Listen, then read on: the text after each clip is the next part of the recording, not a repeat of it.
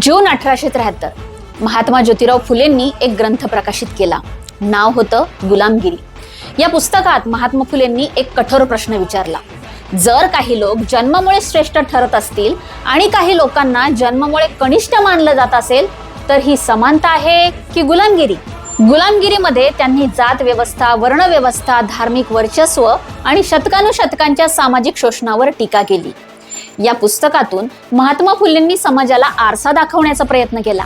माणसाला माणूस म्हणून न पाहता जातीच्या चौकटीत अडकवणारी ही व्यवस्था किती अन्यायकारक असू शकते हे दाखवण्याचा त्यांनी प्रयत्न केला.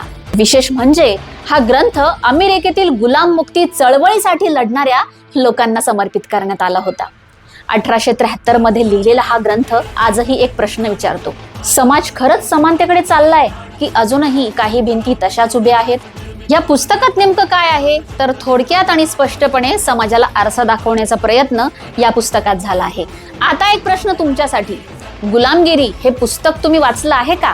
कमेंट मध्ये नक्की सांगा आणि ह्या पुस्तकातून तुम्हाला नेमकं काय वाटतंय हेही सांगा.